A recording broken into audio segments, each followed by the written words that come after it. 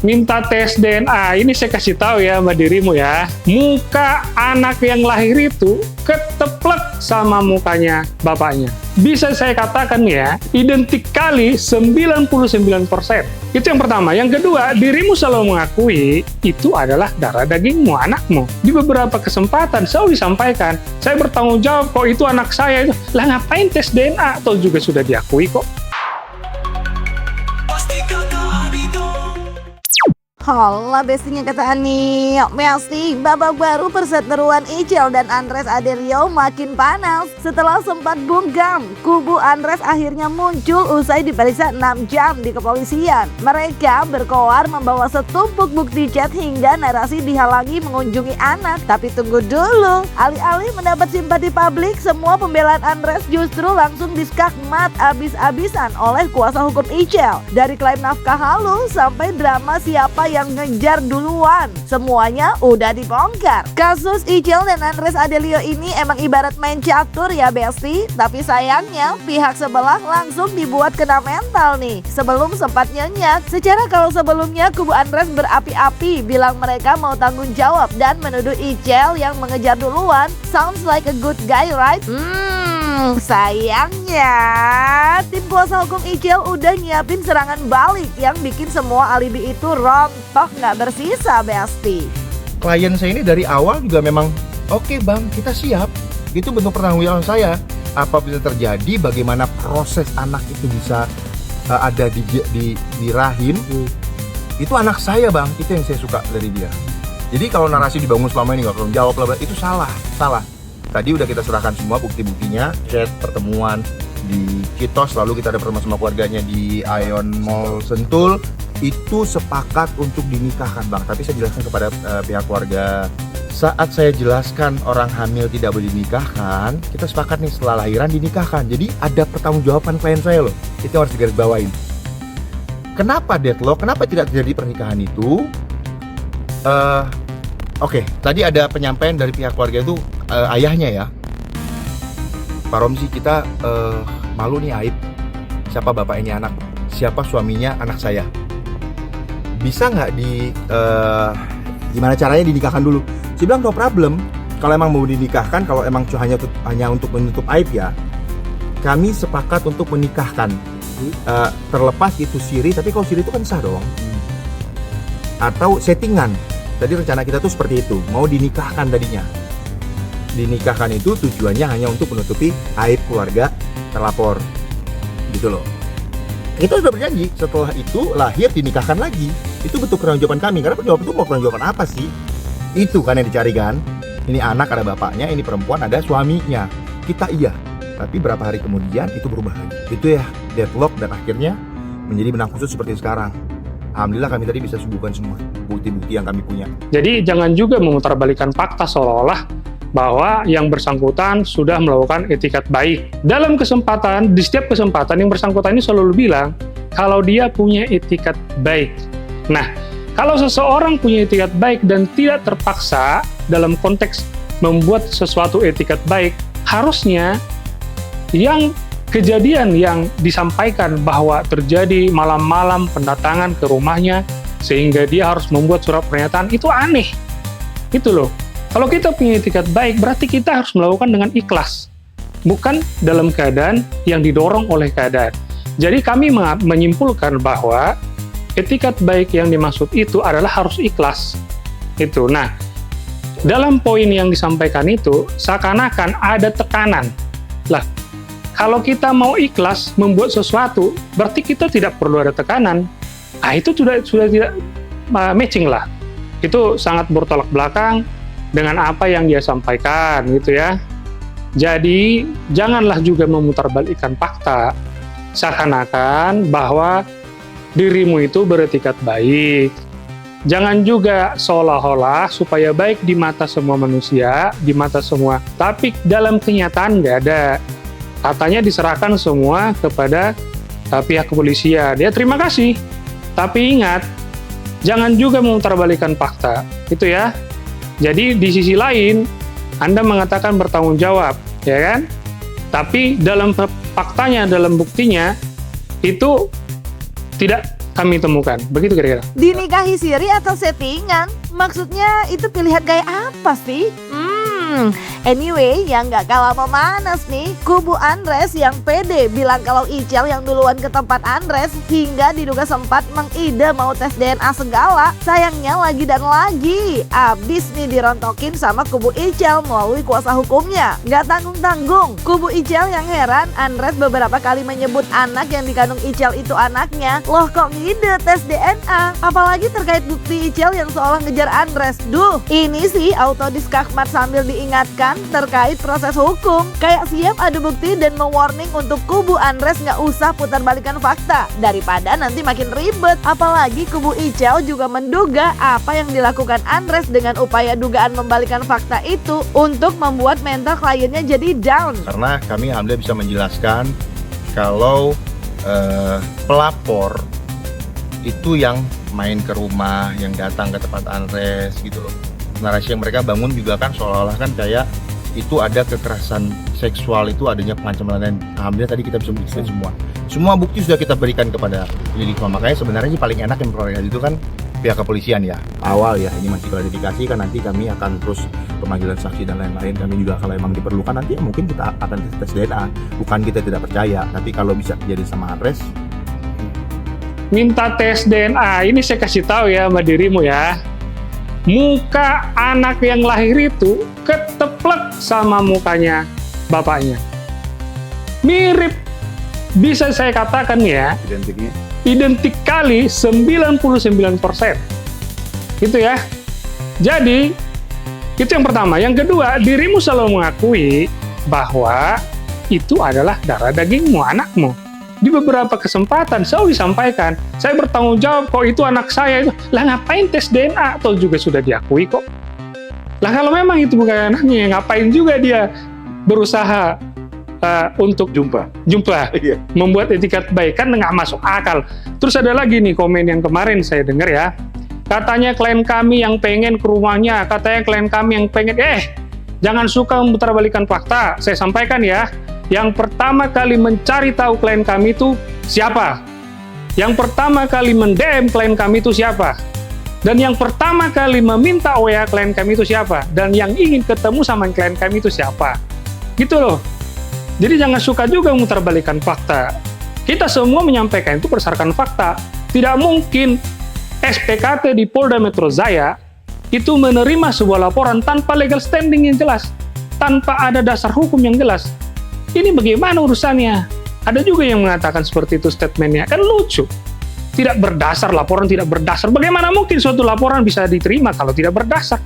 Tentu kan ada dasar hukumnya. Nggak mungkin orang bawa ke sana, dibawa begini langsung diterima tanpa diproses dulu gitu loh.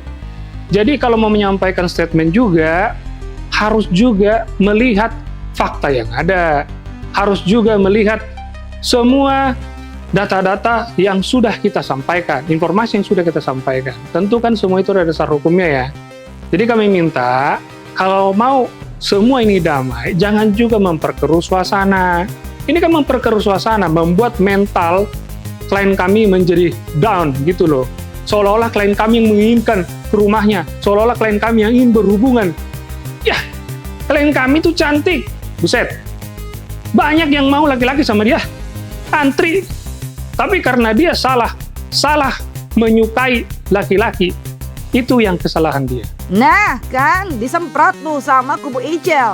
Maksudnya di warning Besti, jangan bergeru suasana dengan dugaan membalikan fakta demi terlihat beritikat baik. Karena menurut bukti yang dimiliki kubu Icel itu nggak benar Besti. Malah siap perang kayaknya kalau kubu Andres masih ngotot dengan dugaan membalikan faktanya. Anyway, nggak cuma kuasa hukum, Andres yang udah memenuhi panggilan kepolisian ini juga ngaku bingung dengan keinginan Icel. Apalagi katanya ia sampai udah berniat menemui anaknya tapi belum bisa. Tuh, jadi anaknya ya Bang Andres atau gimana sih? Anyway, kalau Bang Andres bingung, kayaknya nggak perlu lagi deh. Secara kubu Icel melalui kuasa hukumnya bisa banget nih ngasih paham sambil senyum santai aja. Apalagi soal nafkah. Secara menurut kuasa hukum Icel, so far sih belum pernah lihat bentukannya gimana. Tapi kalau sekedar bentuk janji manis aja sih dengar katanya. Duh.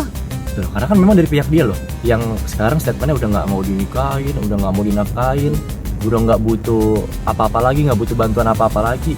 Jadi aku bingung, kemarin muncul minta keadilan, minta pertanggungjawaban. Begitu dikasih, ganti lagi. Ya bahkan hari lahir pun ada kok, tadi udah kita screenshot, udah kita serang juga sebagai alat bukti menghubungi untuk datang. Sampai ada penawar juga, takutnya kan dia punya pemikiran, oh ini karena dilaporin. Kita tidak jadi masalah sama sekali soal dilaporin. Jadi ada chat dari Andres pun, proses hukum jalan aja, tapi saya mau hadir, ini kan menyambut bayi bang. Ya maybe mau diazanin, maybe mau disambut, maybe mau dengar suara ayahnya kan gitu loh. Tapi sampai detik ini klien saya belum bisa. Dalam bentuk apa?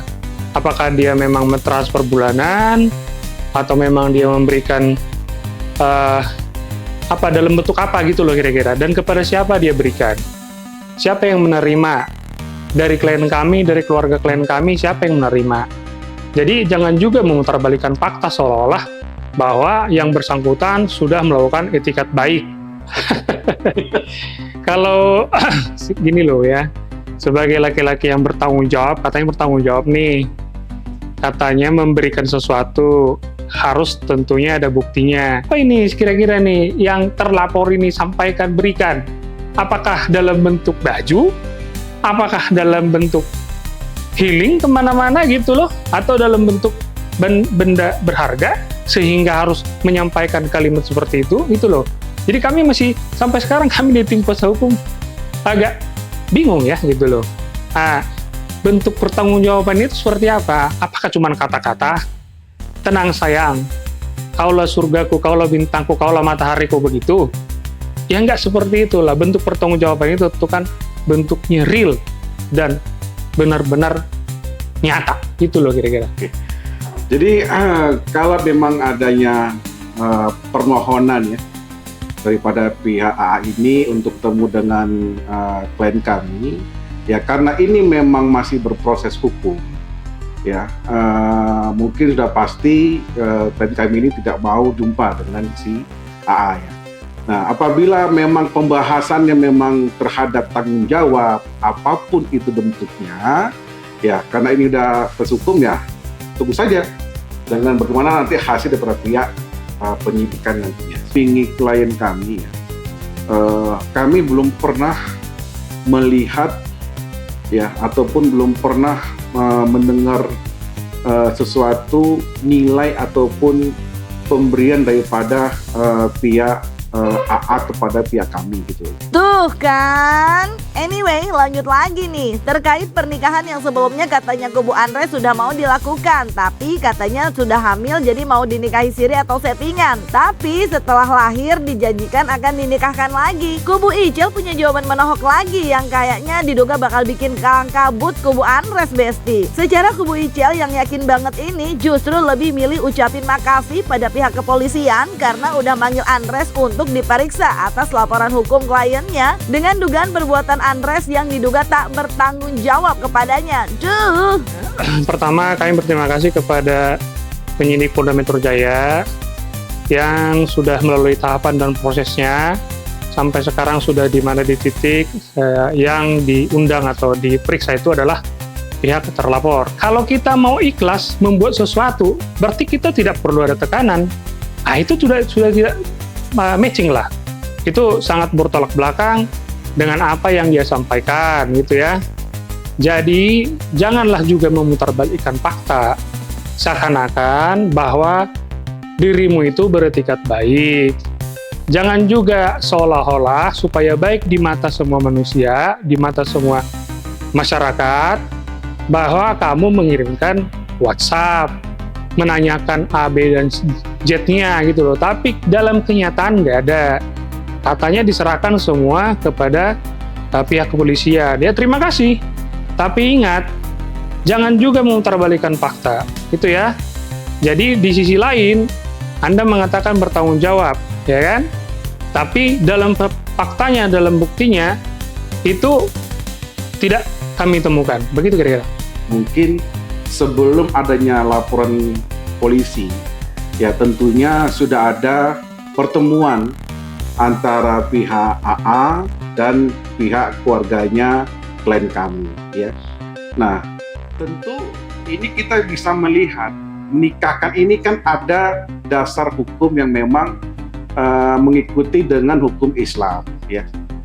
Kalau memang di saat dia sedang hamil, tentu secara hukum Islam tidak diperbolehkan, ya. Apalagi kemarin saya mendengar statement bahwa boleh dilakukan untuk nikah siri, ya. Nikah siri itu boleh dilakukan kepada sesama Muslim, ya, tetapi bukan pada saat lagi hamil, ya. Hukum Islam itu membolehkan untuk menikah siri, ya, tetapi tidak tercatat di negara ataupun di KUA, ya. Nah, tentunya daripada pihak klien kami memang di awal sebelum adanya laporan polisi memang meminta untuk tanggung jawab penuh kepada Andres terhadap klien kami yang telah diketahui sudah berbadan dua, gitu loh. Siapa yang pastinya mau menuntut tanggung jawab itu?